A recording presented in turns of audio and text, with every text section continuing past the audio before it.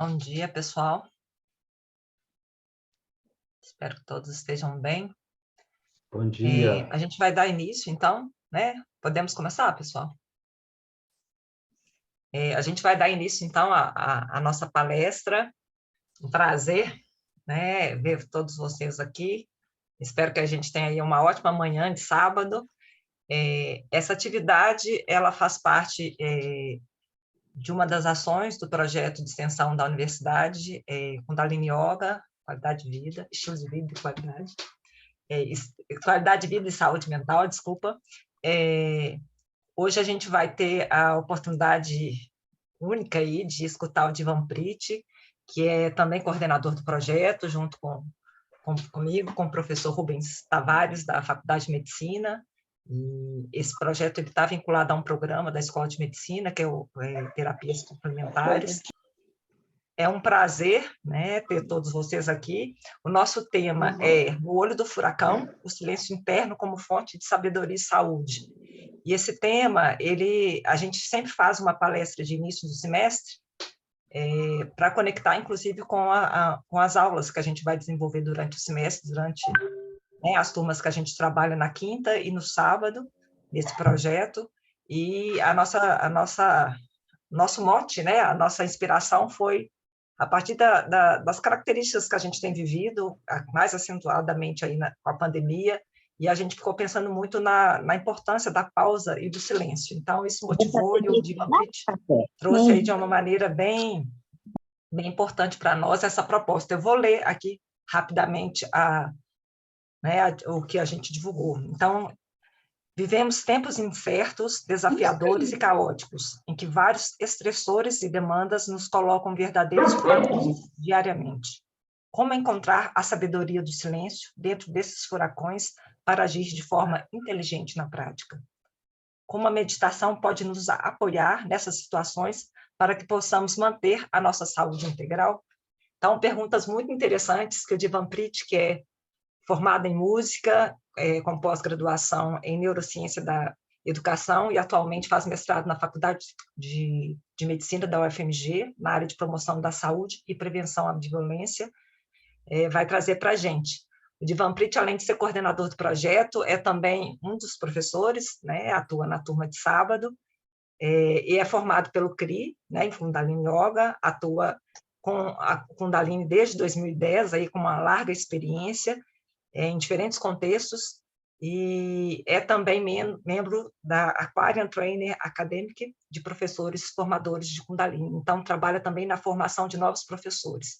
Então, é isso. A gente agradece, Divanprit, pela sua disponibilidade e espero que a gente aí possa aprender muito com você. Obrigada. Eu que agradeço, bom dia a todas. Realmente é uma honra estar aqui. Eu esperei por esse momento durante esses quase 3 anos do projeto de extensão. Eu pensei comigo, ainda vai chegar o momento de estar com os alunos, abrindo o projeto, e eu acho que isso é uma grande alegria para todos nós, recomeçar esse projeto em um tempo diferente, né? Nós estamos há um ano, agora no segundo ano de aulas online. Nós começamos no formato presencial e é um tempo diferente, onde estamos sustentando e servindo também dessa forma. Esse tema, o Olho do Furacão, é uma inspiração de uma aula da nossa professora, da Guru Sangat, onde ela trouxe esse tema por um outro viés, de uma outra forma, mas eu achei muito interessante essa ideia, né, do olho do furacão, que a gente poderia hoje também traduzir como o olho das enchentes, e todo o contexto que estamos aí atravessados de uma forma ou de outra pelo contexto em que estamos vivendo. E o silêncio interno, como fonte de sabedoria e saúde, é realmente uma inspiração que vem das práticas do Kundalini Yoga, onde nós trabalhamos constantemente, e mais que trabalhamos, acessamos em nós constantemente essa ideia do silêncio interno. Então, nós vamos conversar aqui sobre esse silêncio interno como fonte de saúde, de sabedoria, baseado tanto no Kundalini Yoga quanto em outros referenciais que eu trago, referenciais acadêmicos. Esse material dessa palestra vai estar disponível para os participantes, a gente pode mandar nos nossos grupos de alunos. O projeto, então, se iniciou na semana passada, e fica também o convite para quem ainda não está vinculado a nós, de fazer uma experiência, uma aula experimental de Kundalini Yoga. Então, para iniciarmos esse tema, eu trouxe aqui uma condução, um PowerPoint que eu vou compartilhar com vocês. Eu queria deixá-las bem à vontade, caso alguém tenha algum insight durante a minha exposição e queira ir compartilhando no chat. Nós temos a Arangatma e a Lívia, que são os apoios, ou se quiser levantar a mãozinha aí na tela e colocar alguma questão, perguntar algo, nós podemos fazer a condução de uma forma também interativa. Fiquem à vontade, ok? Vocês estão me ouvindo bem? Tá? Estou vendo aqui só a Laide. Tá ótimo, então. Ok. Então, eu vou compartilhar aqui para começarmos.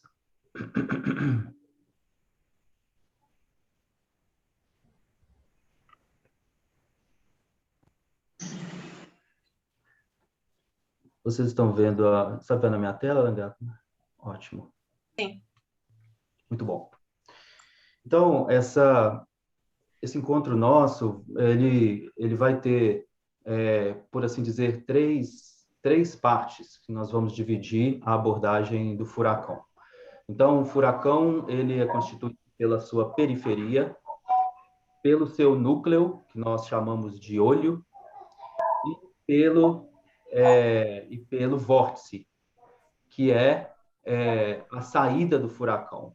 Então, nós vamos conversar nessas três instâncias: a instância da periferia, a instância do núcleo e a saída do furacão, porque, na verdade, ninguém quer permanecer no furacão por muito tempo, né? Não é? Por mais que nós podemos achar o olho dele estar ali, de alguma forma, nesse silêncio, mas a intenção é sempre achar uma solução certeira, né, para os nossos dilemas e para a saída desse furacão. Eu vou pedir para vocês colocarem os microfones no mudo, para não haver interferência aqui, por gentileza, que aqui eu não consigo ver a todas mais, a tela já está compartilhada. Então, teremos essas três instâncias de abordagem, e eu pretendo também deixar para vocês duas ferramentas de yoga, de meditação, muito específicas sobre esse tema, que pode, eu acredito, apoiá-las na trajetória de vocês e nos furacões que, porventura, vocês estejam vivendo. Acredito que não há um ser humano sobre a face da Terra que não esteja vivendo alguma situação de crise, alguma situação diversa, alguma situação de pressão, de desafio. E então, esses são os furacões que temos que, então, atravessar. Eu gostaria de começar falando assim rapidamente que hoje a abordagem da saúde, ela traz que quando a gente pensa em qualidade de vida, é muito comum a gente remeter imediatamente à saúde numa perspectiva individual. Mas hoje os estudos de medicina, eles estão cada vez mais ampliando, e nós temos, na verdade, dois caminhos de abordagem, que um seria pelos modelos biomédicos voltados para o estilo de vida dos indivíduos, e outro, um modelo mais estrutural, que passa pelas condições sociais ou os determinantes sociais da saúde. Então, se olharmos esses determinantes desse modelo estudado hoje, nós podemos relacionar o contexto que estamos vivendo a pandemia, como que alterou a nossa condição de vida e também esse modelo, né, o quanto gerou de desemprego. Nós vemos aí, por um ponto de vista das condições macroeconômicas, socioeconômicas, culturais e ambientais, nós estamos vendo reflexos da natureza por toda parte. Enfim, o quanto as condições socioeconômicas afetam as condições de trabalho, de desemprego, de ambiente, e é um modelo muito completo para pensarmos na promoção da saúde e também, por extensão, né, a violência, e que liga-se também a nós como indivíduo, ao nosso estilo de vida, a forma como lidamos com todos esses desafios estruturais, da falta de assistência governamental, de um caos político. Tudo isso afeta em nós.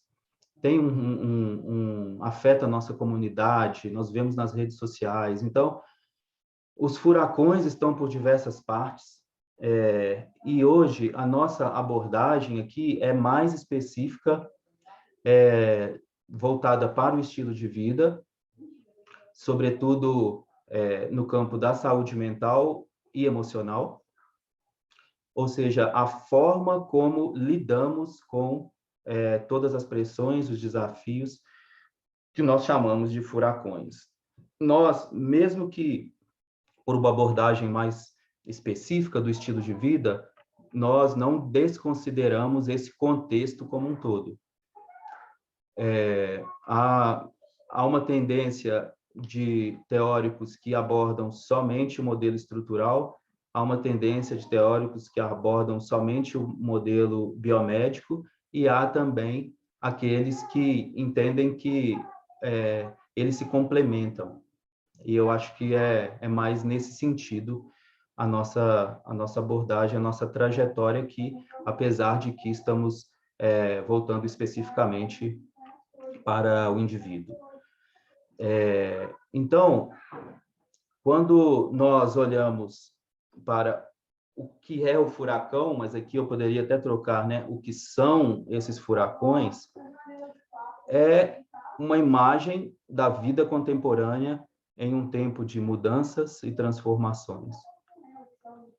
Então, como eu disse no início, não há nenhum ser humano, acredito, na face da Terra, que hoje não esteja vivendo uma condição de mudança, de desafio, de crise, de transformações. Mesmo as comunidades quilombola, indígena, nós estamos vivendo aquelas comunidades que até então estavam protegidas, né, entre aspas, pela sua condição, da sua localização, da sua condição comunitária, política. Hoje nós estamos vendo, por exemplo, diante do cenário da pandemia, que isso ficou muito exposto, os países africanos, e todos estamos em furacões diferentes. Como esses furacões, eles são parte da vida, parte de mudanças, porque estamos também em um contexto dinâmico que nos exige agir de uma forma, estar de uma forma específica, nós entendemos essas dinâmicas como algo natural da nossa vida. Alguém está com o microfone ainda? Deixa eu mutar esse aqui que está aqui para mim. Ótimo.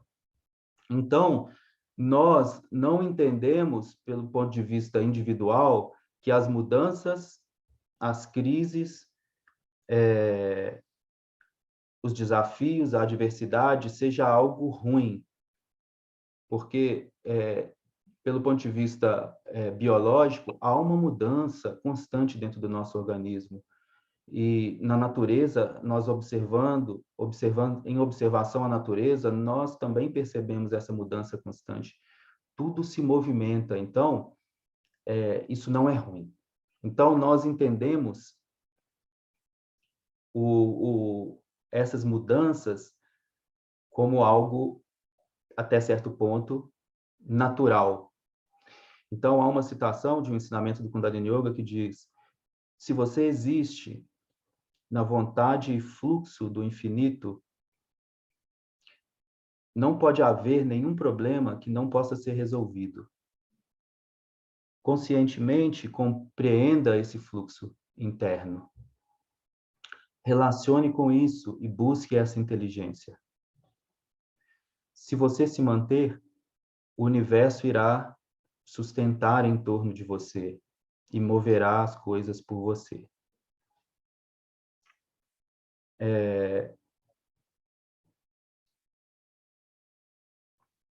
Há um lugar de naturalidade, porque dentro de nós há essa mudança e os tempos exigem isso de nós, mas a pergunta é, o que isso gera em nós? Então, essa condição que nós estamos chamando de furacão, poderia ser traduzida como crise, como pressão, como desafio, como adversidade. Elas são condições que, de certa forma, nos colocam diante de situações desconhecidas. Quando nós começamos com esse momento histórico da pandemia, todos nós sentimos isso, né? O que ia ser? O que vai ser? O que vai transformar? Como que vai acontecer?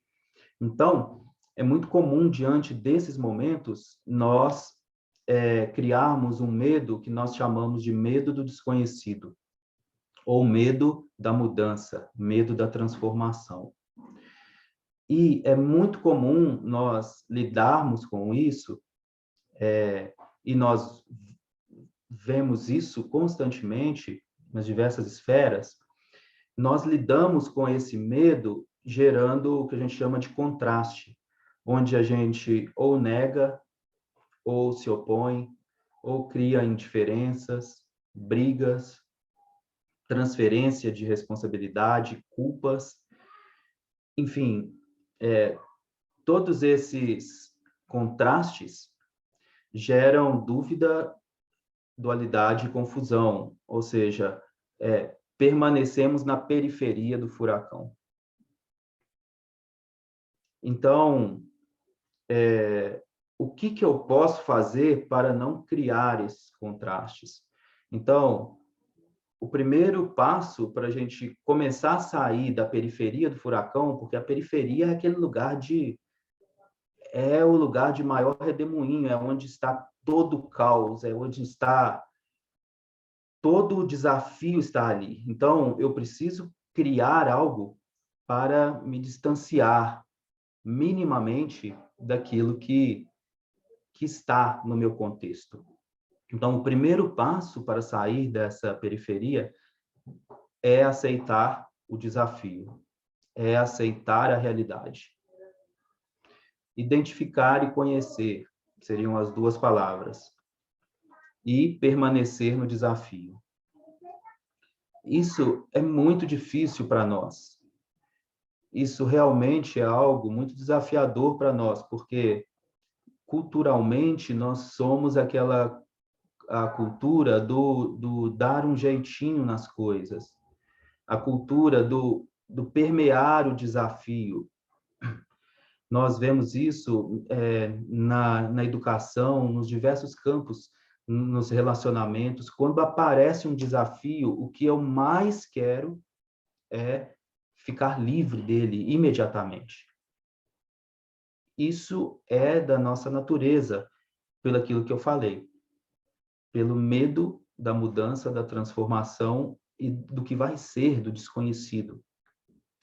E nós não fomos treinados na nossa educação a lidar com a adversidade, lidar com os desafios, lidar com as pressões. Nós não temos isso dentro das escolas, esse tipo de inteligência.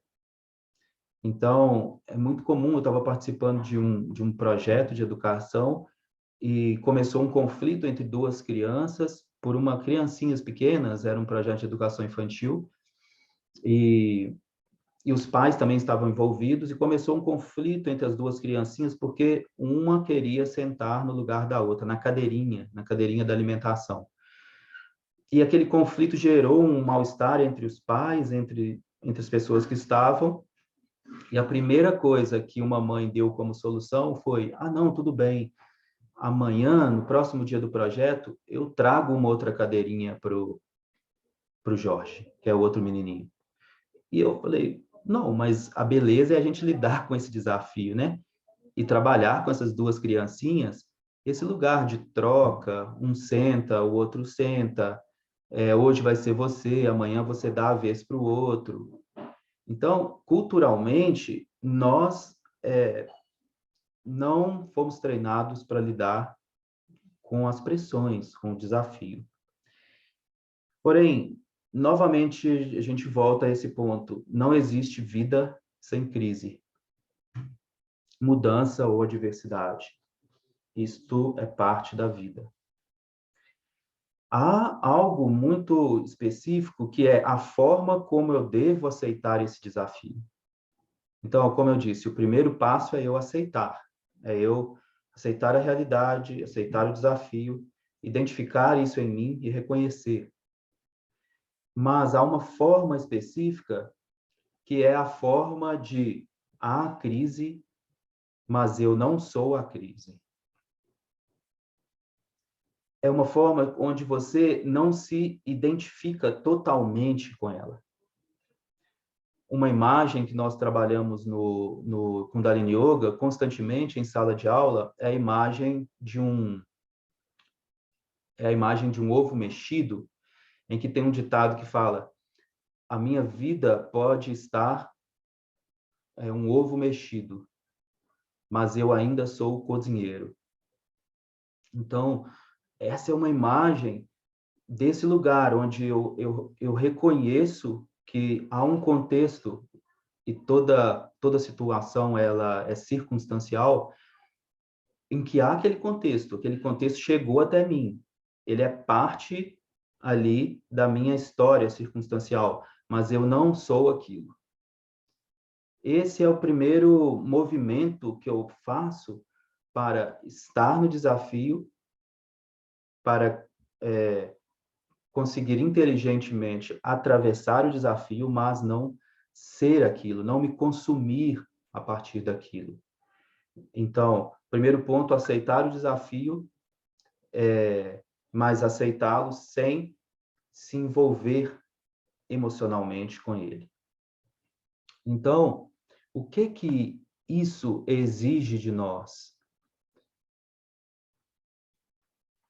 Então, exige o que muitos programas nos Estados Unidos já inseriram nas suas escolas, que são programas de inteligência emocional. Esse é um termo já abordado há algum tempo na ciência, desde a década de 90, e que hoje nós temos um arcabouço significativo, teórico, e de estudos também do yoga. O yoga, os seus campos de maior estudo hoje é dentro da inteligência emocional e da saúde mental.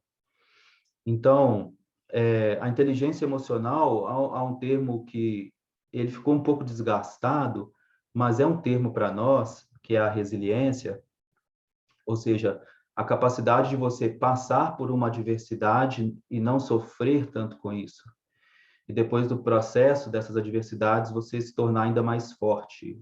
Então, você se desenvolve apesar dos problemas. Se liga um pouco a nossa ideia aqui. A resiliência ela tem traços que são da personalidade, mas também ligadas ao contexto, né?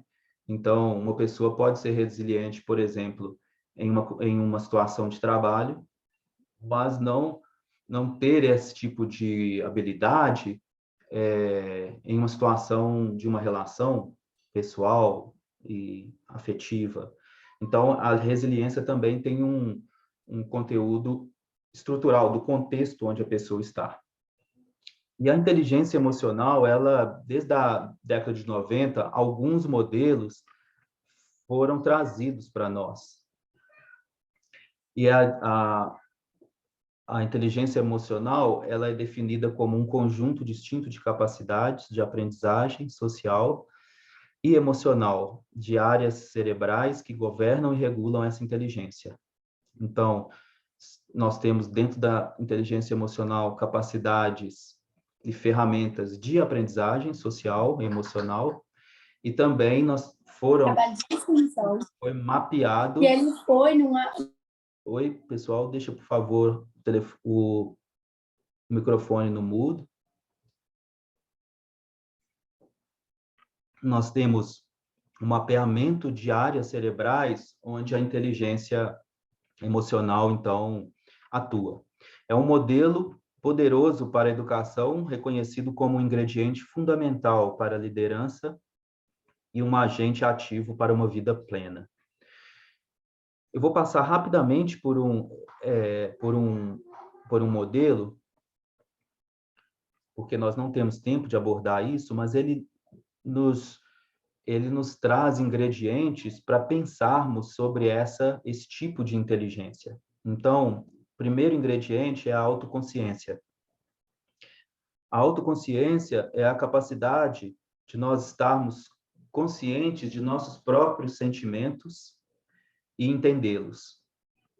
A capacidade de pensarmos sobre nós mesmos e sobre nossos pensamentos. O segundo ingrediente da inteligência emocional, que também está ligada na esfera individual do eu, é a autogestão.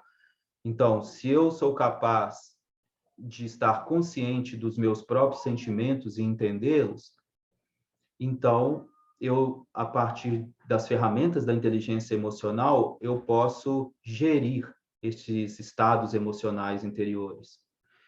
Então, eu adquiro e desenvolvo competências baseadas na autogestão, competências como motivação para atingir metas, adaptabilidade a desafios e iniciativa.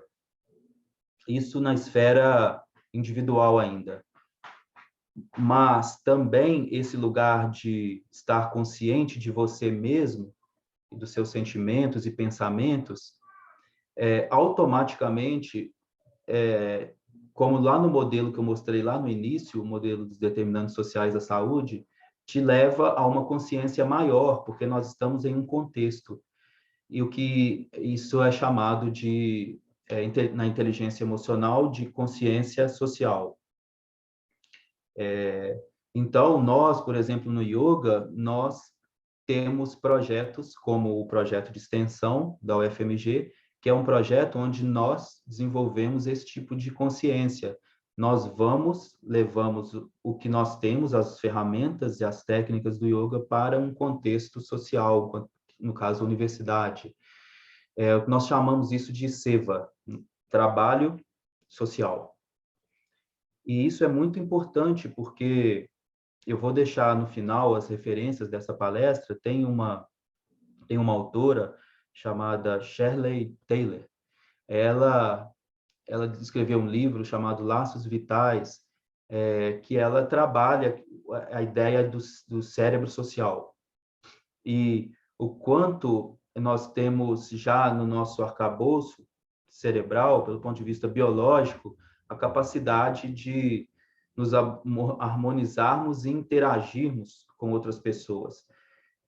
Isso ela desenvolve de uma forma brilhante, porque ela pega teorias muito fechadas, como a teoria do estresse, de luta e fuga, e transforma isso para um ponto de vista muito mais amplo de consciência social. E está muito palpável isso para a gente, né? Esse tipo de consciência, porque quando nós entramos na pandemia com o isolamento, ficou nítido assim, o quanto nós buscamos biologicamente e o quanto é difícil para nós a ideia de isolamento, porque nós buscamos os grupos sociais, nós buscamos e temos dentro de nós essa necessidade de receber apoio, de receber conforto. Então, isso tudo é parte dessa consciência. E, por fim, toda a inteligência emocional nos capacita a gerenciar melhor nossos relacionamentos.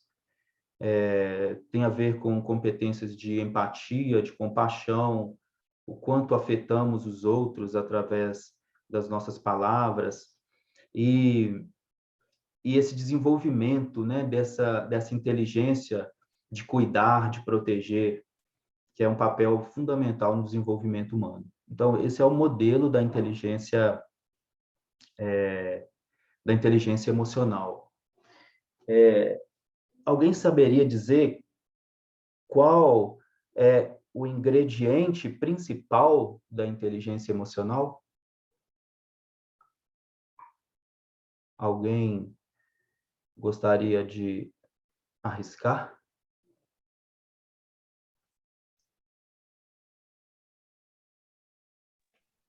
Eu acho que pode Vou ser arriscar aqui.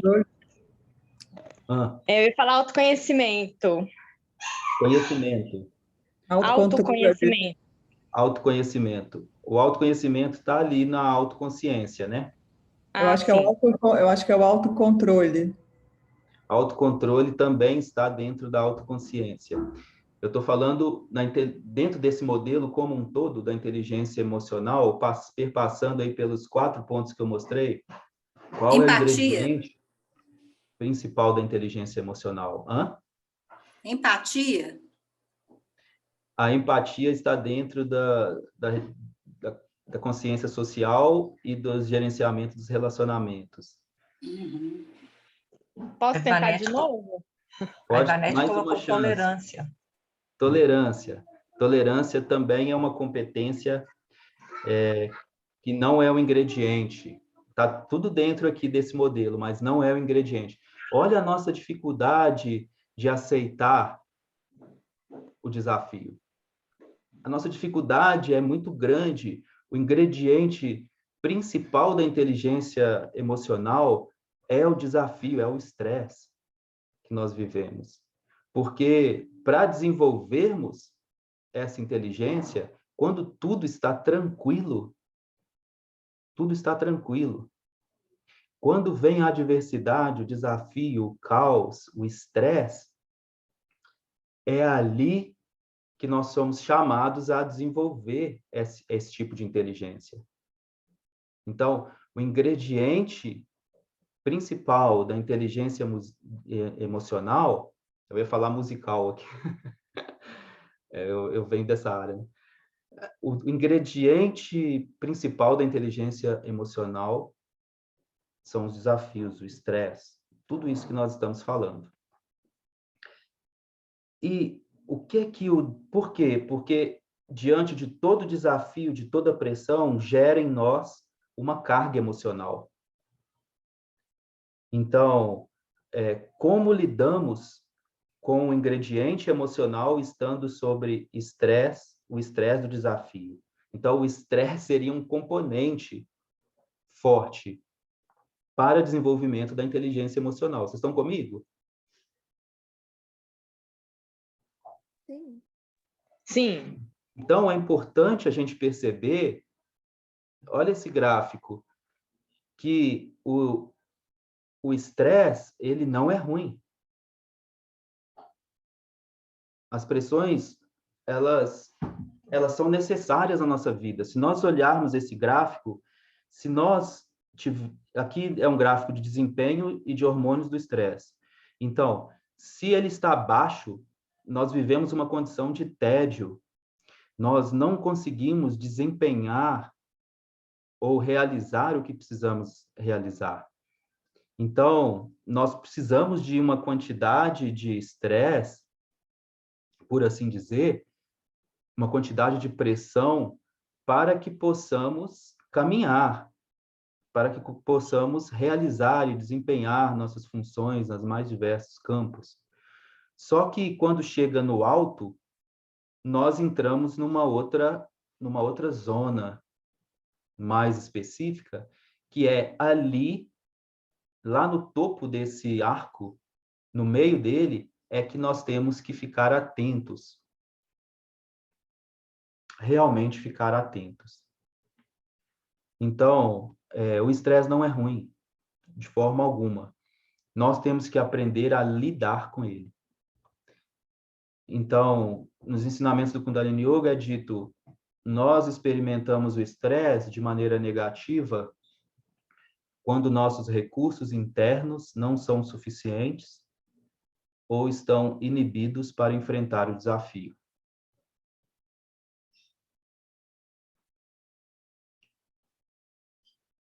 Então, eu tenho que adquirir, sim, recursos internos para enfrentar o desafio e o estresse quando ele chega em um nível em que eu não mais consigo lidar com isso. É extremamente necessário. E o que o desafio vai sempre gerar, além de uma carga emocional, e o que nós vemos constantemente nas pessoas que estão sob um nível muito grande de estresse, pessoas muito reativas, indiferentes ao outro, completamente indiferentes, e que estão sempre na polaridade de luta, fuga ou paralisia.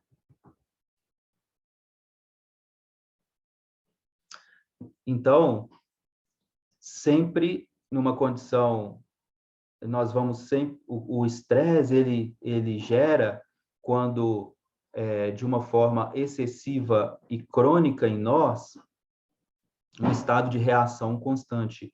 E nós falamos, nós deveríamos agir e não reagir diante de uma situação de pressão. Para isso, nós temos que estar com a capacidade da autoconsciência, de se perceber e de estar no desafio, olhando para si, se observando, de uma forma muito apoderada, porque senão é muito fácil nós deixarmos o desafio, criarmos rotas, onde nós estamos querendo aqui ir para um lugar de inteligência, que é o olho do furacão. Mas nós temos que saber lidar com ação e reação. Qual seria a diferença de um estado reativo, onde eu estou ainda na periferia do furacão, para um estado de ação, onde eu crio uma segunda inteligência para ir para o olho do furacão? Então, há um ensinamento que fala: os desafios e as crises estão batendo à nossa porta. Isso é próprio da vida. Precisamos saber como agir inteligentemente. A reação é quando você está na periferia do furacão, um lugar de caos e desordem completos. A ação inteligente reside no olho do furacão, um lugar de profunda calma e paz, a despeito dos confrontos e pressões. Novamente voltamos àquela ideia, né? O desafio, eu estou vivendo o desafio, mas eu não sou ele. A minha vida pode estar um ovo mexido, mas eu ainda sou o cozinheiro. Então, a reagir, você acessa uma inteligência dentro de você que nós chamamos de inteligência instintiva. Você reage através de instinto. Assim são os animais. Nós temos isso dentro de nós, como humanos, também. E é um recurso de defesa. Não estou falando que seja ruim. A reação é você estar na mesma frequência do confronto. E a reação, por detrás dela, há uma necessidade de sobrevivência, ou de prazer, ou de satisfação emocional, que busca, na reação, uma resolução a curto prazo. A ação, ela vem de uma outra inteligência que nós chamamos no yoga de inteligência intuitiva e racional, que é a minha ação, ela independe das circunstâncias e daquilo que me confronta. Então, eu tenho que separar, criar o que nos estudos de meditação é chamado de metacognição. Eu mesmo me observando, eu mesmo estando no desafio, eu consigo me retirar do desafio. Então, eu crio uma inteligência de ação independente das circunstâncias, daquilo que me confronta. Então, é um modo intuitivo e racional que eu estou baseado em objetivos maiores, em propósitos, em um ganho que não um ganho a curto prazo, mas um ganho a médio e longo prazo. Então, é esse tipo de inteligência que nós chamamos de inteligência intuitiva, onde nós controlamos as nossas reações, não nos identificando com o desafio totalmente, para criar uma inteligência que está independente daquilo que me confronta. Nós temos essa habilidade porque o nosso cérebro ele é formatado para isso, porém, nós temos que ultrapassar, ir além do que a gente chama de sequestro da amígdala. A amígdala não são aquelas amígdalas da garganta, mas um local no cérebro, aqui no lado direito, tem uma bolinha mostrando ela, é como se fosse uma ervilha no nosso cérebro, que está situada no sistema límbico, onde nós temos a memória de dor, de trauma, e onde, quando estamos reagindo, é dali que nós reagimos emocionalmente nos nossos padrões de medo, trauma, defesa. A amígdala, ele é como se fosse um radar de perigo no cérebro. É um ponto de disparo das angústias, da raiva, dos impulsos, do medo. E é também um radar de ameaças, como uma ferramenta de sobrevivência mesmo. Então, quando esse sistema dispara, nós obtemos essa clássica reação de luta, fuga ou paralisia. Então, é bem importante, tem alguém aí que ainda está com o microfone aberto, por gentileza. É bem importante nós identificarmos em nós qual é o nosso padrão reativo, qual é o nosso gatilho. Isso é parte da inteligência emocional, de autoconsciência. Sempre quando eu estou sobre uma situação de pressão, de estresse, de desafio, como que eu reajo? Qual é o meu gatilho? Porque se eu tiver consciência desse padrão, é muito mais fácil de eu adquirir um controle sobre ele. Vocês concordam? Todos nós temos gatilhos e temos padrões mesmo de reação. Então, é importante a gente se autoconhecer também nos desafios, na forma como a gente reage. E, pelo ponto de vista do cérebro, quando nós estamos reagindo a partir desses impulsos do sistema límbico e da amígdala, nós acionamos um eixo chamado HPA, que é hipotálamo, pituitária, adrenal, que nós acionamos em nós a química do estresse. Cortisol, adrenalina e muitos outros hormônios que ficam na nossa corrente sanguínea. E nos tempos atuais, nós acionamos esse sistema constantemente para muitas coisas que são desnecessárias. E que se a gente tivesse um mínimo de autocontrole, autoconsciência, autogestão sobretudo esses dois lugares, que são lugares trabalhados no lóbulo frontal, que é essa parte da frente aqui do cérebro, onde está relacionado a tomadas de decisão, a expressão da personalidade, a expressão da memória seca, que é uma memória sem os registros de dor e trauma da amígdala. Se nós desenvolvermos essa área e desenvolvermos essa habilidade, nós podemos viver de uma forma a lidar com os desafios e as pressões, inclusive como oportunidades. E nós evitaríamos de ficar chamando um caminhão do corpo de bombeiros para coisas muito pequenas.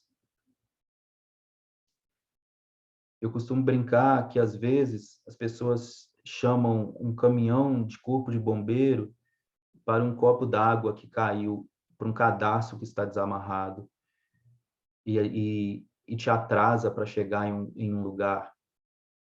Enfim, você aciona esse sistema o tempo todo.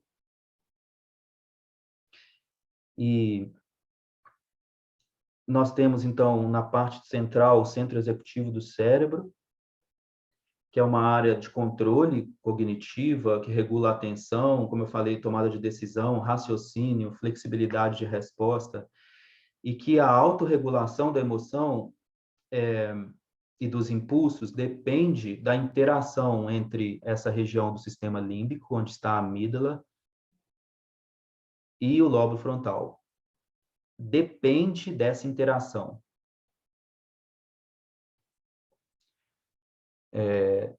Antes de nós fazermos uma meditação,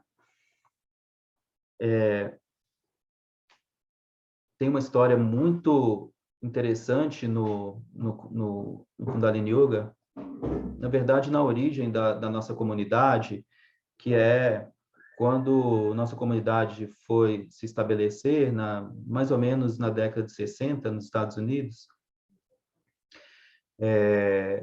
A nossa comunidade foi para um local que era o Novo México, um local de deserto lá nos Estados Unidos, onde a gente pode imaginar os filmes de Bang Bang e Faroeste.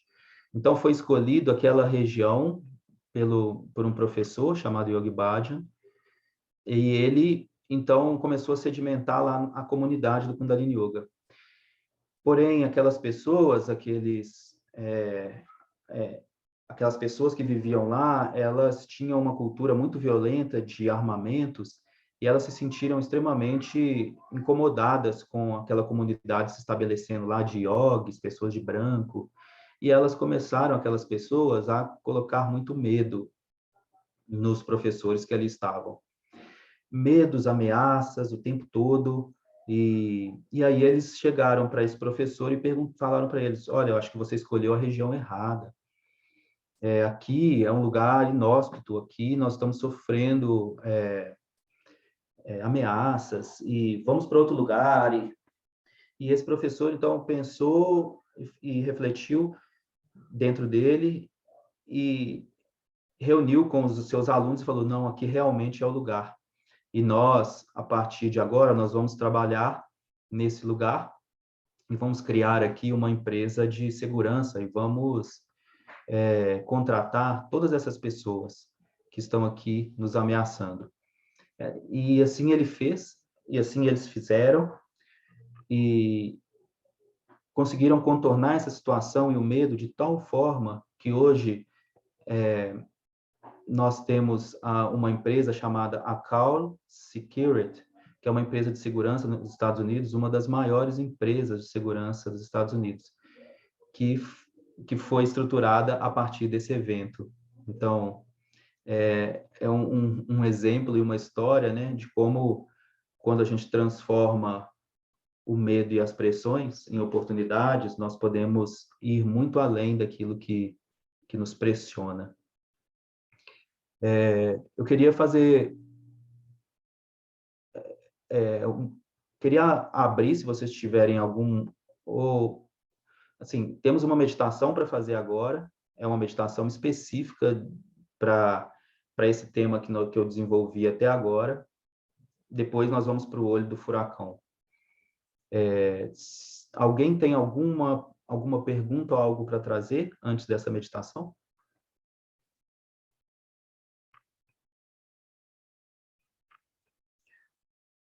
Ficou claro até aqui para vocês?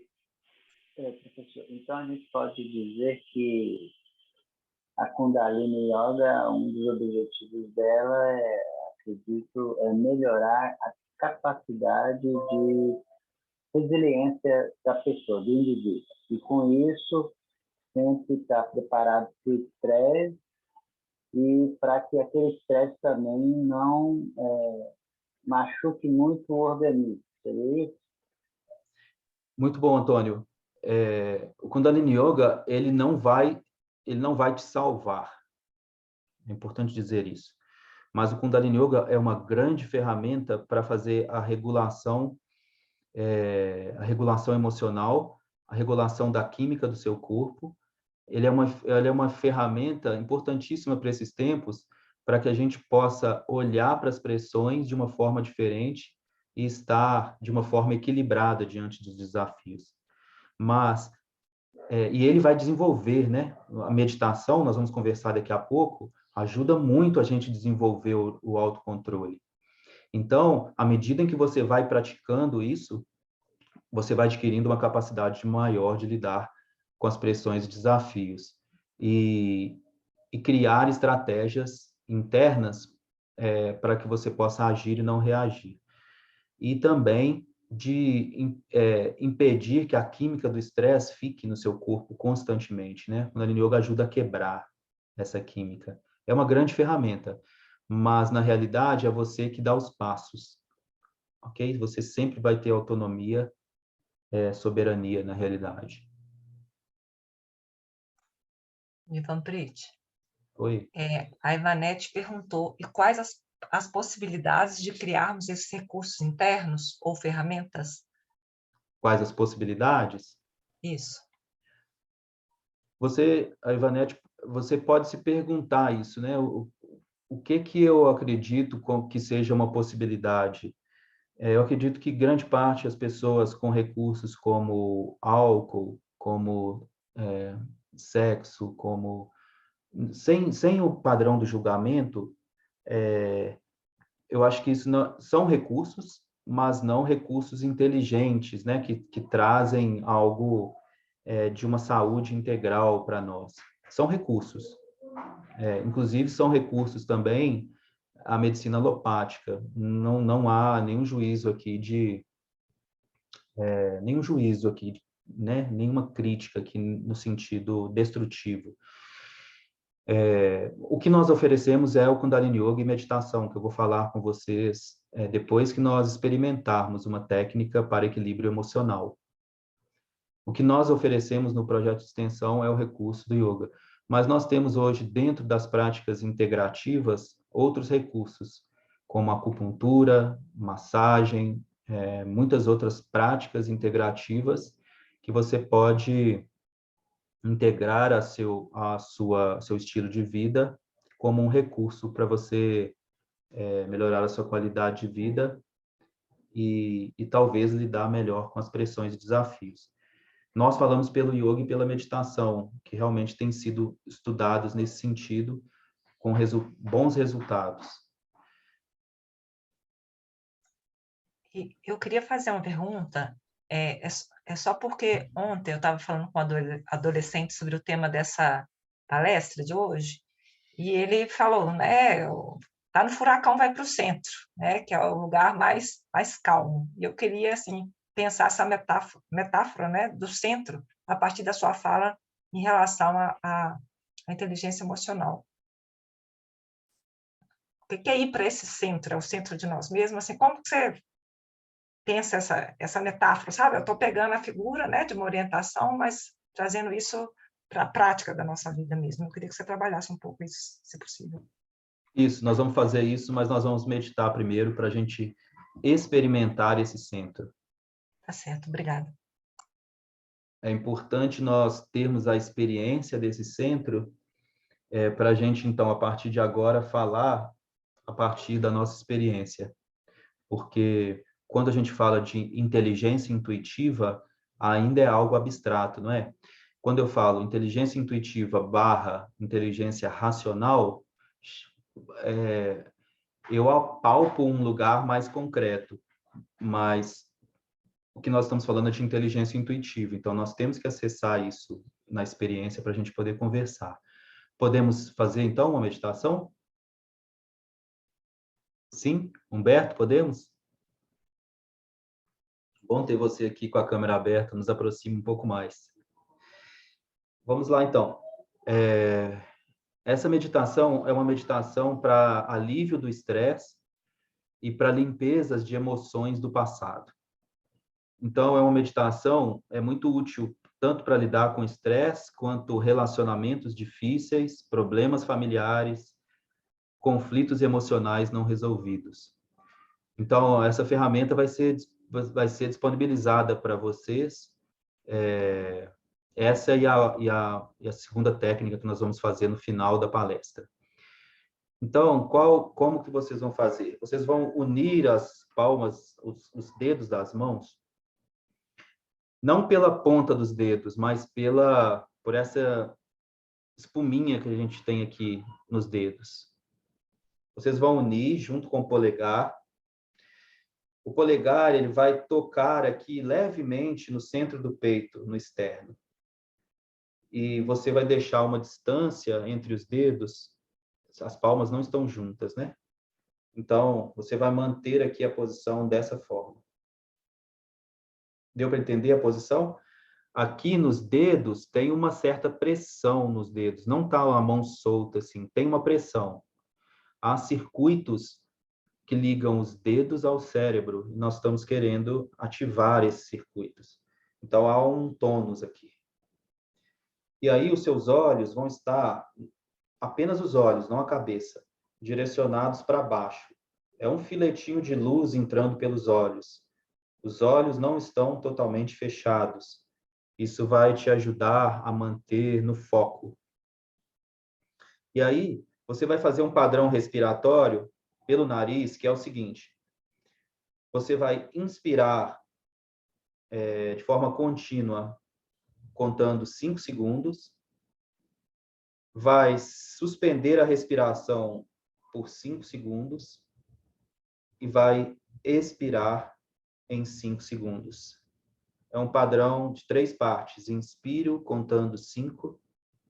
Seguro, contando 5. Expiro, contando 5. Eu poderia falar muito sobre as pesquisas de yoga e respiração aqui com vocês, mas nós não temos tempo. Apenas vá para a experiência. Sinta o que sua respiração pode fazer por você. Então, as mãos aqui, nessa posição, olhos direcionados para baixo. Quem tiver prática pode direcionar os olhos para a ponta do nariz. Há uma estimulação ainda maior na hipófise, mas exige treino. Deixe os seus olhos entreabertos 1/10. Então, entre na pose, entre nessa posição. Não deixe a sua cabeça abaixar, apenas os olhos. E comece a respirar, inspirando em 5. Segurando a respiração em 5 tempos e expirando em 5.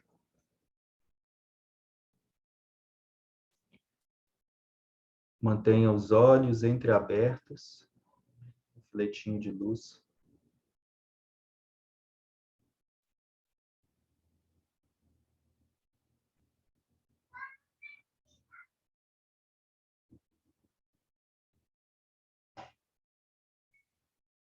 O treinamento começou. Mantenha-se na técnica. A cada meditação, você acessa um furacão. A sua mente começa a vagar. Às vezes vêm os problemas e as situações cotidianas. Mas nós queremos ir para o olho do furacão, então mantenha-se focado na técnica. Apenas quando a sua mente vagar, reconheça e volte para a técnica.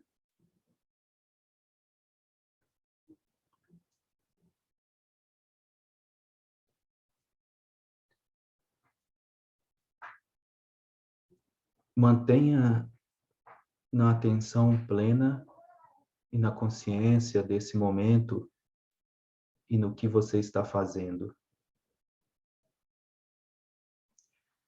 O foco agora é você, não a sua circunstância, não o seu contexto, não os seus problemas. Separe esse momento. Esteja em você. Nenhum ruído pode te afetar agora. Nenhuma criança gritando. Porque você está na sua respiração e você está no seu centro.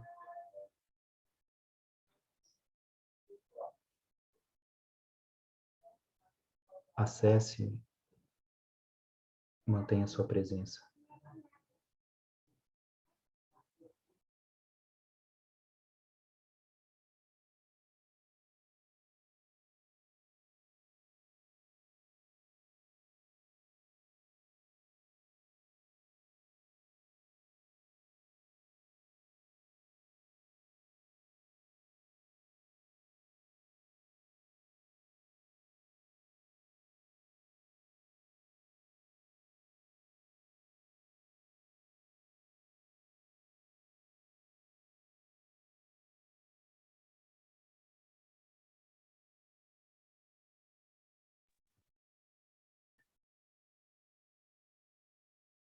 Continue e renove o seu foco e a sua presença. Foram somente 3 minutos.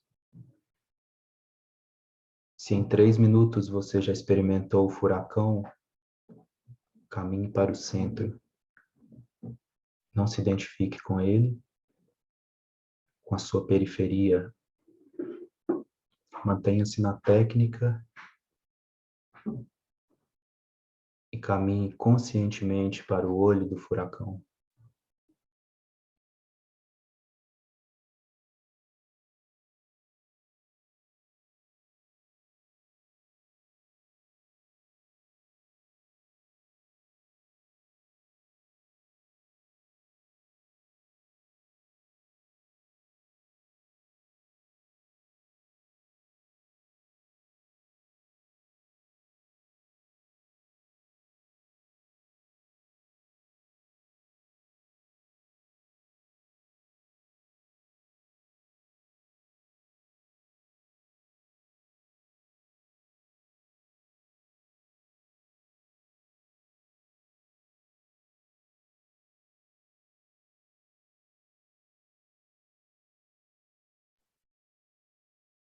Vocês estão quase lá, são os últimos 2 minutos.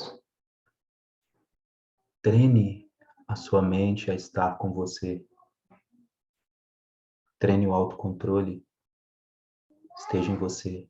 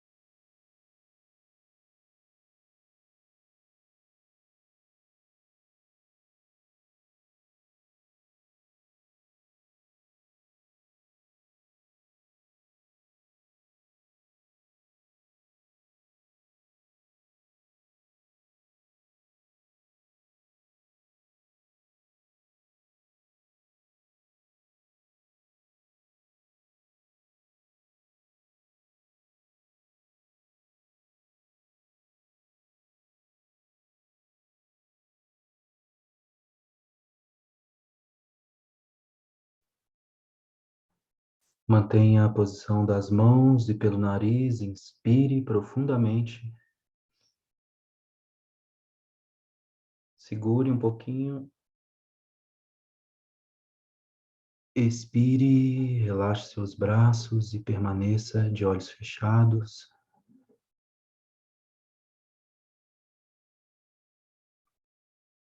Contemple e observe a si mesmo.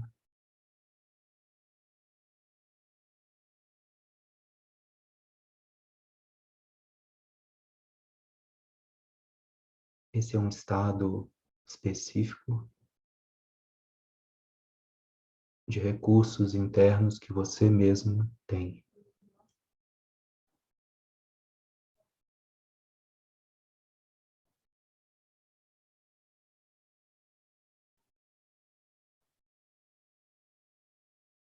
Experimente o olho do furacão.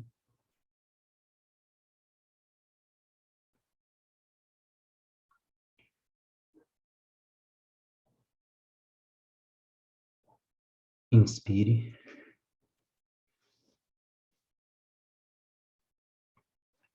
Expire. Mais uma vez, inspire. Expire.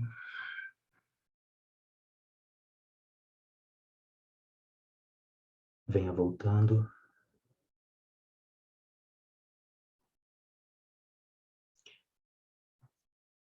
Às vezes é um pouco até difícil de voltar desse lugar.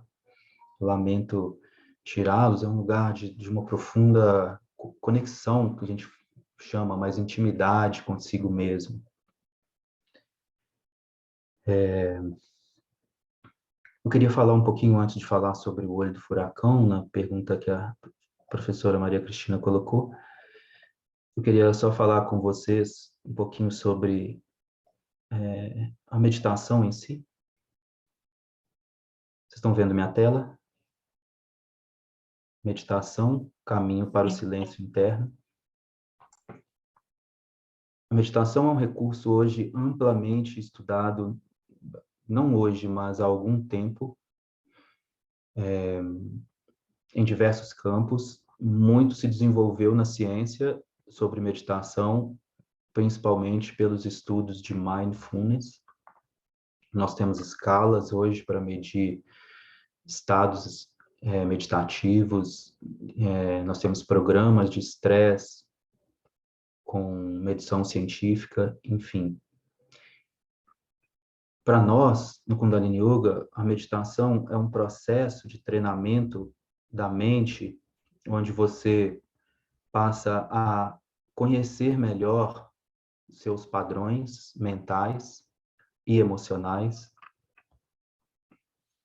É uma forma de nós adicionarmos na nossa vida hábitos mais positivos e quebrar aqueles hábitos, ou termos consciência daqueles hábitos que não nos é mais, são mais necessários. É um processo de treinamento da mente e também de autocontrole e de neuroplasticidade, a capacidade de transformação do cérebro. Que, quando eu mostrei lá aqueles circuitos entre o sistema límbico e o lobo frontal, a meditação, à medida em que você vai treinando, você vai estabelecendo novas vias, novos canais no cérebro. E isso é chamado de neuroplasticidade. É claro que não há uma mágica aqui, e a ciência já mapeou isso. Pelos estudos de meditação, nós temos um conceito chamado efeito de estado, que é o que vocês experimentaram agora. Quando você faz uma meditação com respiração, com som, com movimentos físicos, posições de mãos específicas, quando a gente faz, logo após feito, nós experimentamos o efeito de estado daquela técnica.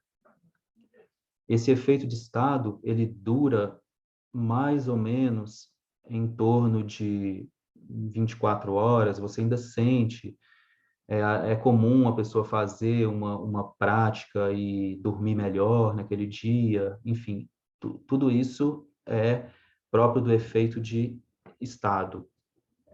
Mas, se você quiser estabelecer algo definitivo em você, ou algo um pouco maior, no sentido de mudar padrões de reação, padrões emocionais, treinar a sua mente, você precisa desenvolver o que a ciência chama de efeito de traço, que está ligado ao conceito de neuroplasticidade. E o efeito de traço só é alcançado quando você estabelece uma prática diária. Ou seja, você potencializa o efeito de estado diariamente na sua vida. Nós temos técnicas de 5 minutos, 10 minutos, não é coisa que vai tomar muito tempo, mas vai exigir um compromisso consigo mesmo, que é parte da inteligência emocional. Muitos desafios virão, você fala 5 minutos, não, muito pouco. Não, há um treino, e o treino para se estabelecer um traço no cérebro mesmo. Novas conexões neurais, sinapses. A meditação pode fazer isso. Ela é uma técnica para fazer isso, mas depende da sua vontade, do seu compromisso. Nós, no Kundalini Yoga, fazemos uma meditação por 40 dias.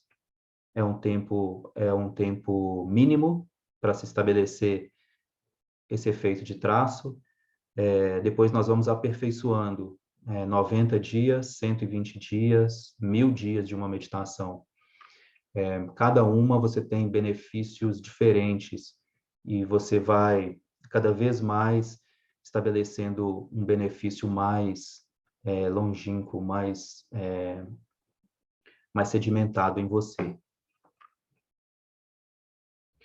Então, os benefícios da meditação, isso é muito falado, então é quase chover no molhado, mas vou passar por eles rapidamente. Amplia a percepção da realidade, promove paz interior, calma e estabilidade, libera reações e hábitos inconscientes, tais como medos e bloqueios, e elimina padrões ligados ao estresse. Então, realmente, a meditação e o yoga, nas aulas de Kundalini Yoga, nós temos toda a parte física que nos prepara para a meditação. Então, os estados meditativos que alcançamos são estados profundos. Eles são ferramentas para nos levar mesmo para o olho do furacão. Então, que história que é essa? Né? A questão que a Maria Cristina traz, a Arangata, uma professora, desse aluno que fala, só eu ir para o olho do furacão, né? Assim, se eu estiver diante de um desafio, de um problema, mais adolescente, né? E jovem, assim, só eu ir para o olho do furacão. Assim, como eu falei no início, exige um treinamento. Nós estamos falando sobre isso aqui, porque nossa cultura, nossos padrões de reação, os nossos padrões mentais e emocionais nos levam a reagir. O lugar do olho do furacão é esse lugar que vocês experimentaram em meditação, que é um lugar de profunda calmaria. Não é um lugar de acomodação, mas é um lugar de calma, de conexão e de presença. É um lugar onde eu crio um silêncio interno, que o meu objetivo de criar esse silêncio interno não é para eu descansar, para eu me acomodar. Não, é para eu ter o conhecimento para encontrar a saída do furacão. Era para eu encontrar a melhor saída, ou a saída. Nós estamos falando de situações, o furacão, né? Situações caóticas. Eu preciso achar uma solução inteligente. Então, eu me distancio, eu reconheço primeiro, aquilo não sou eu estou nisso, mas não sou eu. Eu não quero reagir, eu não quero aniquilar o outro, eu não quero fugir. Então, você vai buscando cada vez mais um lugar de desidentificação, mas estando ali, para chegar no olho, no silêncio. E para fazer isso, a meditação constrói uma autorregulação, que vocês experimentaram agora, que te leva para esse silêncio. E aí a pergunta é, mas o que eu quero silenciar? O que eu estou silenciando? Então, aqui, nós estamos silenciando tudo que nós temos enquanto querer garantias, estar apegado a coisas, às necessidades imediatas. Porque se eu estiver nesse lugar, eu vou reagir, eu vou querer uma resolução momentânea ali. Então, eu quero silenciar essas limitações e, no estado do olho do furacão e desse silêncio, me expandir para que venha o que a gente chama de inteligência intuitiva, para que venha algo que construa um sentido maior. E esse sentido maior, ele está ligado não a essas necessidades, garantias e apegos momentâneos, ele está ligado com um sentido que eu quero criar, com um objetivo maior, com um propósito. Mas eu preciso estabelecer todos aqueles passos da inteligência emocional para estar nesse lugar de forma tranquila,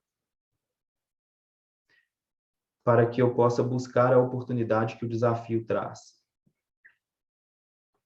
Atividade física ajuda nisso, oração, o que você puder e tiver como recurso é ótimo, mas entenda, no momento em que você está sob desafio, naquele calor das emoções, sob estresse, você precisa criar uma inteligência para agir da melhor forma. Então, a pergunta para a gente aqui seria: como fazer a melhor escolha? Vocês estão comigo? Que é, agora nós vamos caminhar para a última parte do furacão, né? Que é, eu encontro o olho dele, eu saio da periferia, eu encontro o olho, mas eu ainda estou no furacão, então eu preciso achar o vórtice, eu preciso achar a saída. E aí,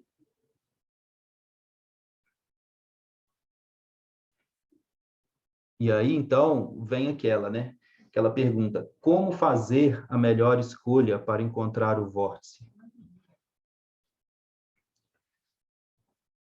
E aqui, nessa pergunta, reside uma pegadinha, né? Porque não é como fazer a melhor escolha, né? Seria a melhor escolha ou uma escolha possível? Porque eu posso ter todos os recursos e ferramentas, ser um grande yogi, meditar por horas, e quando eu achar que ou isso vai me salvar e que eu não vou ter que fazer nada, ou que na hora que você está no olho do furacão, você não sabe fazer a escolha. Porque são muitas escolhas possíveis. Então, não seria a melhor escolha, seria uma escolha possível. Porém, essa escolha, ela deve ser consciente. Consciente e responsável. Então, há um autor que muitos conhecem, é o Ramon Consenza, ele dá palestras na UFMG, e ele traz 3 sistemas importantes envolvidos na tomada de decisão. Então, ele traz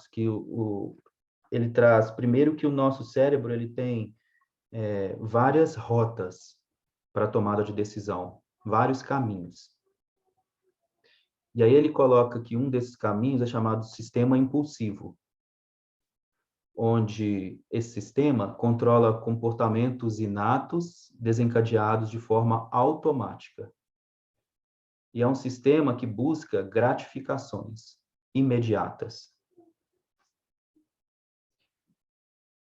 Então, é muito é muito comum a gente ver, por exemplo, o uso de drogas é um sistema de gratificação. Quando estamos...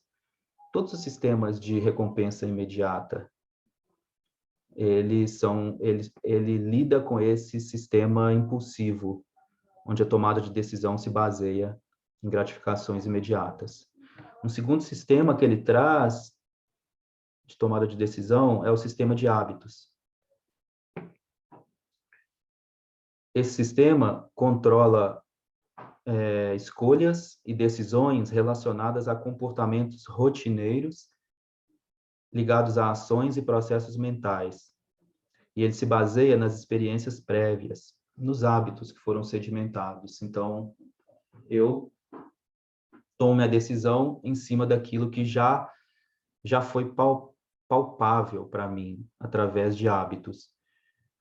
É um sistema de tomada de decisão perigoso, assim como o primeiro, porque, às vezes, os hábitos, eles são inconscientes e nós agir a partir desses hábitos não é uma forma inteligente e racional para lidar, às vezes, com os desafios. Então, esse é o segundo sistema, baseado em experiências prévias. Esses dois sistemas, eles estão ligados a um tipo de tomada de decisão ligado ao sistema límbico. Aquele sistema que nós falamos, onde está a amígdala e os registros ali de dor, trauma, gratificações imediatas, enfim. E o terceiro sistema é o sistema chamado por ele deliberativo, que é um sistema com base em um modelo de mundo e simulações de consequências de comportamento, visando o que seja melhor para o contexto. Decisões pautadas a longo prazo, para benefícios futuros. Então, não é um sistema, esse sistema está ligado ao lobo frontal,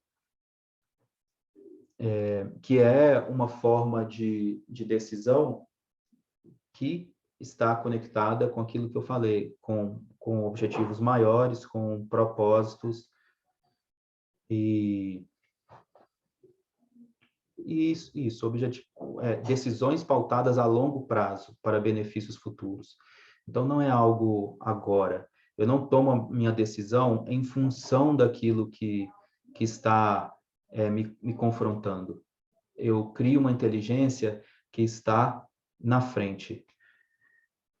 Então, esse seria o sistema chamado pelo Cosenza de sistema deliberativo, onde eu exerço a inteligência intuitiva e racional. E dessa forma, eu levo em consideração uma escolha consciente e responsável, pautada no discernimento. Então, eu posso passar pelo primeiro sistema, que é o sistema impulsivo, e falar, nossa, se eu agir dessa forma, não vai dar bom, não vai ser bom. Ou posso também passar pelo sistema de hábitos e falar, nossa, eu já agi assim, eu já tomei esse tipo de decisão e já quebrei minha cara. Não é possível que eu vou agir assim de novo. Não é possível que eu vou tomar essa decisão. E se você tomar, tudo certo. Tudo certo. Você vai ter outra oportunidade para achar uma decisão mais inteligente. Então, uma escolha consciente, o ideal seria realmente acessar o sistema deliberativo e assumir uma escolha possível, responsável, baseado em sentido de vida, propósito e objetivos a longo prazo. Então, uma boa pergunta seria essa: o que eu estou prestes a fazer serve a meu sentido de propósito, sentido e significado de vida? É uma boa pergunta. Como estratégia, é interessante para achar o vórtice do furacão, avaliar prós e contras em cada situação. Se eu agir dessa forma, o que seria que ia acontecer comigo e com o outro? Então, é importante eu avaliar prós e contras e me perguntar, essa escolha que eu estou prestes a fazer, isso me dignifica? Isso me dignifica ao outro? É uma pergunta madura que faz parte da inteligência emocional. Fazer uma escolha responsável de si, do outro e do meio social. Se perguntando, qual o impacto dessa minha escolha, dessa tomada de decisão? Qual o impacto em mim? Qual o impacto no outro? Há algum impacto de uma forma maior no meio social? E, por fim, criar estratégias no sentido da transformação.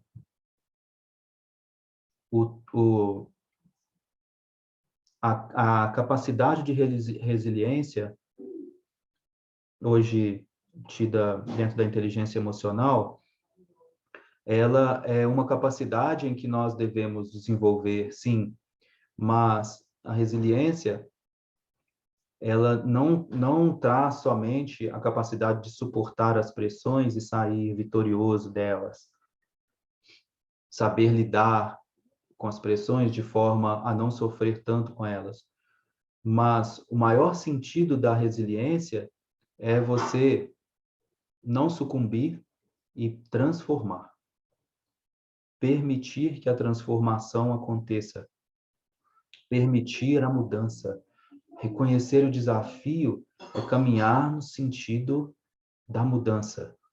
Cada furacão na nossa vida vem como um teste para que a gente estabeleça nossa inteligência, acesse os nossos recursos internos e transforme. Não há tempo mais, e os tempos estão pedindo, o contexto, a pandemia já nos coloca hoje numa outra situação de vida em que nós nos mantemos no mesmo lugar. Algo te chama para a transformação, algo te chama para a mudança. E esse é o sentido maior de todos os furacões. Eu gostaria de convidá-los para uma última meditação, mas gostaria, antes disso, de abrir, caso alguém queira trazer algo.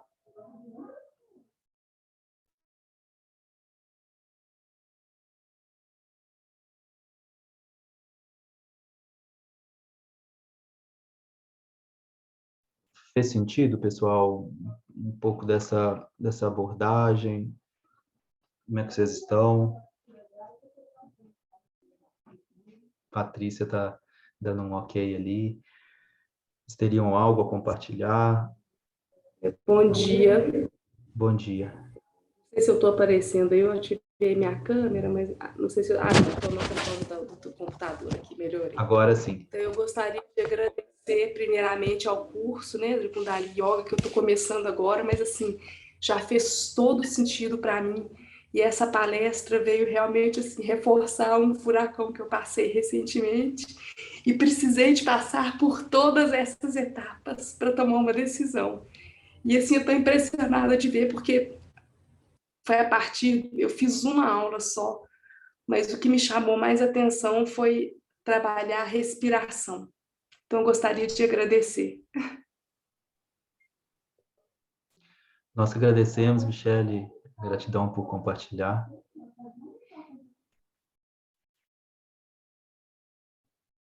Mais alguém, pessoal? Tem um coraçãozinho aparecendo aqui.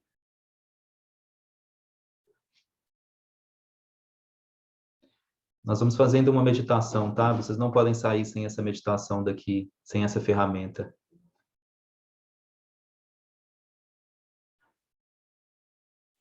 Podemos meditar, então? O que você acha, Rangatma? Tudo bem? O Antônio deu um ok aqui. A professora também. Ótimo. A gente sempre fica assim, né? Depois de uma palestra como essa, porque realmente a gente não sabe se... Na verdade, eu não sei se uma palestra como essa nos acalma ou nos gera um turbilhão ainda maior, né? Porque, né, Humberto? Porque a gente passa a perceber o nosso, de uma forma mais consciente, mais ampla, a nossa responsabilidade, né? Sobre os desafios e sobre a forma como a gente lida com eles, né? Mas nós estamos construindo algo muito sólido na UFMG com esse projeto de extensão, e quem sentir uma afinidade com esse tipo de linguagem, junte-se a nós, assim, são ferramentas efetivas para o dia a dia, que nos dá um apoio substancial para a gente lidar com os desafios, né, que todos nós estamos vivendo, todos nós. Vamos lá, então, vamos meditar para a gente terminar. Então, essa é uma meditação chamada O Calibre da Vida. Então, uma meditação, aquela outra, nós vamos compartilhar com vocês, que é uma meditação para equilíbrio emocional, para o estresse.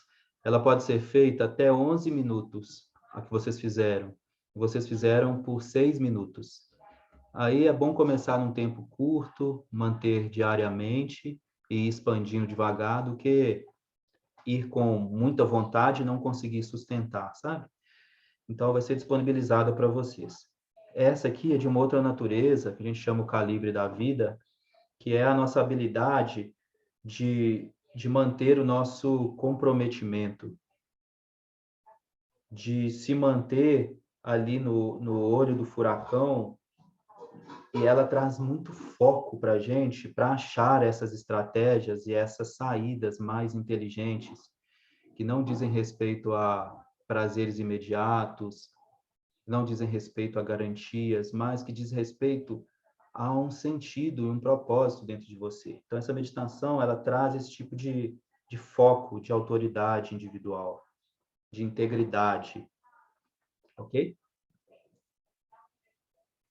Então, é uma técnica também de respiração, mas que tem um outro ingrediente de desafio, que é muito comum no Kundalini Yoga, nós sermos desafiados nas poses, porque é um treinamento da nossa inteligência emocional, é um treinamento da nossa capacidade de controlar a nossa mente. Então, vocês vão fazer essa posição com as mãos, unindo aqui os punhos. E aí, quando você unir a ponta do polegar, você vai criar um V. Quando você une os polegares, automaticamente, na pontinha deles, forma um V. Esse é o V da sua vitória. Então, você vai estar com os braços aqui retos, paralelos ao chão, e aqui você vai manter os olhos fixos nesse Vzinho, no encontro entre os polegares ali, ao lado das unhas. Então, os olhos ficam abertos para você focar nesse ponto. É como se fosse o seu calibre, os braços paralelos. Entenderam a posição? Não entre na posição ainda. Eu vou explicar agora como vocês vão respirar nessa posição. Então, vocês vão respirar, vocês vão inspirar em 5 segundos. Agora, vocês vão tirar todo o ar em 5 segundos. E aí, vocês vão suspender a respiração com o ar fora e permanecer dessa forma por 15 segundos. Inspira em 5, expira em 5, tira todo o ar e permanece 15 segundos. Depois recomeça. Então, mudou completamente o padrão de respiração. Ok? Inspira 5, expira 5 e segura 15. A posição é essa, os olhos abertos, focados no Vzinho ali, no encontro entre os polegares. Vocês vão ser desafiados a sustentar os braços, então relaxe os ombros. Nós não começamos ainda, vamos começar juntos. Relaxe os ombros nessa posição e mantenha-se na respiração. Tente treinar a sua mente a ir além do desafio. Esse é o treinamento muito, muito específico que o Kundalini Yoga oferece. É nesse treinamento que nós adquirimos inteligência emocional, sustentação, autocontrole, autogestão, tudo ali. Tudo bem? Essa meditação vai ser feita por 3 minutos. Apenas 3 minutos. E ela pode ser feita gradativamente até 11 minutos. De uma construção muito poderosa, muito especial. Um recurso e uma ferramenta muito especial. Vamos experimentar apenas 3 minutos dessa técnica. Alguém tem alguma dúvida quanto à técnica? Tudo bem? Sim? Então vamos juntas. Entre na pose. Deixe sua coluna bem reta. E comece então a respirar a partir desse padrão. Inspira em 5. Expira em 5. Segura 15. Sem ar. E depois recomeça.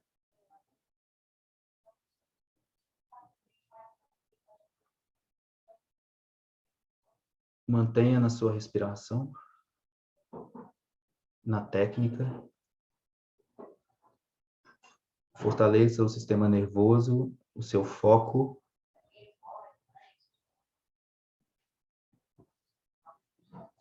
Esse é o seu foco quando você estiver no olho do furacão. Esse é o seu calibre direcionado para os seus propósitos, para os seus objetivos em um sentido maior.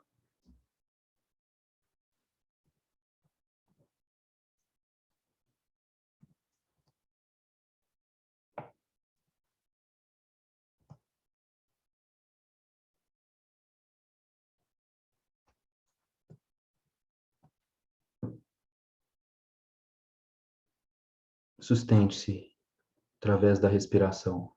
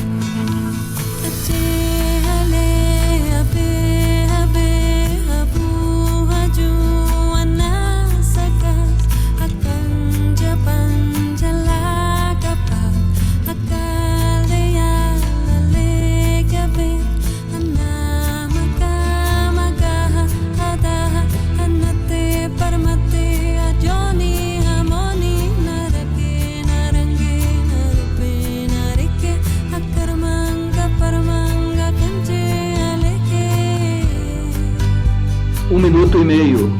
Sustente.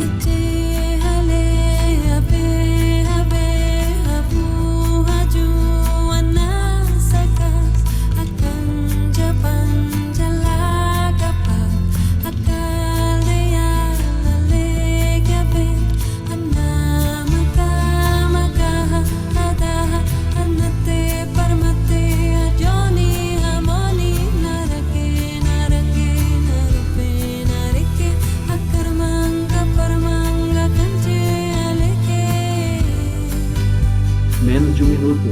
Ótimo trabalho.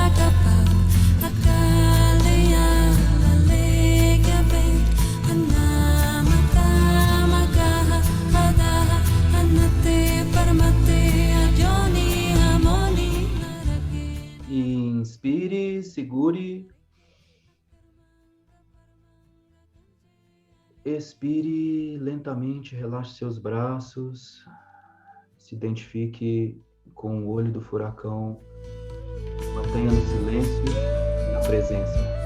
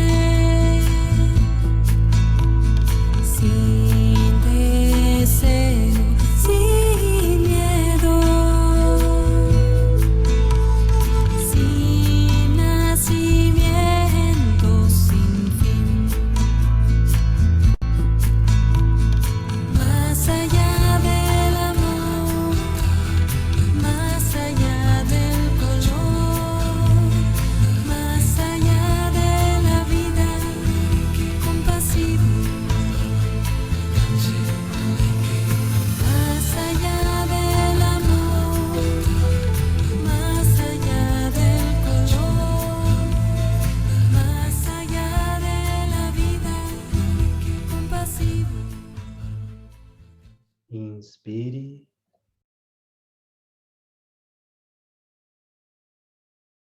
Expire.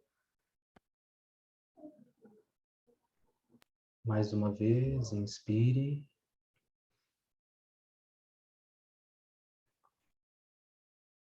Expire.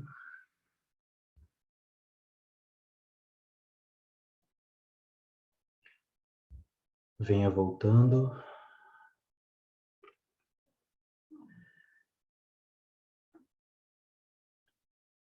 Eu queria encerrar, então, esse encontro com esse ensinamento que diz: o espírito de apoiar as pessoas e a ação em prol do outro nos faz crescer além dos limites da nossa individualidade. Então a crise se desfaz e criamos um ambiente e um sistema operacional que cria soluções.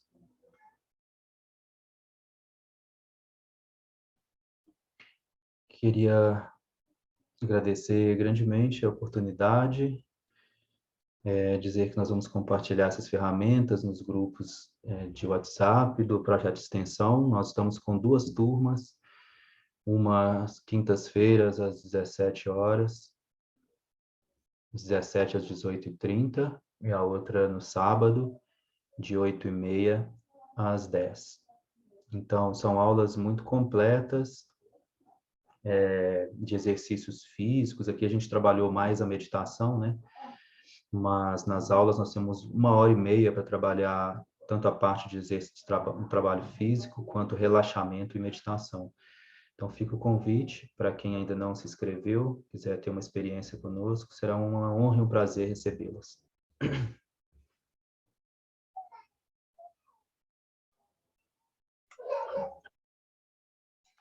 Muito obrigada, muito bom. Vou fazer uma confissão aqui, viu? Eu contei de 1 a 15 mais rápido do que eu conto de 1 a 5 nessa meditação, viu? Vou ser sincero. A gente quer realmente ficar fora do desafio muito rápido, né, Humberto? Mas se você fizer essa meditação de novo, com certeza a sua presença e a forma como você vai estar nessa meditação vai ser diferente. Assim, a gente vai conquistando e construindo em nós uma força muito grande, sabe? Então, vale a pena experimentar um processo. Fica o convite para você. Beleza, vai ser meu desafio. Ah, que ótimo. Valeu, muito bom. Obrigado. Muito obrigada, foi muito bom mesmo. Gratidão. Eu que agradeço. Jangato, se você quer dizer algo, tá tudo bem? Eu tô bem. Errado. Esse aqui é de cá. Alguém falar? Acho que a Marta levantou as mãos. A Cristina. Marta, Pode falar. Participando de uma palestra lá no FMG.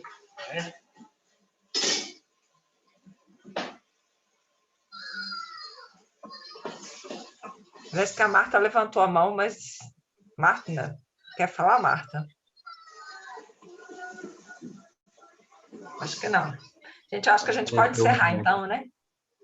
Tá certo. Então, Cleide, muitíssimo obrigada, viu? E espero que todo mundo possa aproveitar aí os desafios que foram colocados para nós, como também as nossas potencialidades, né?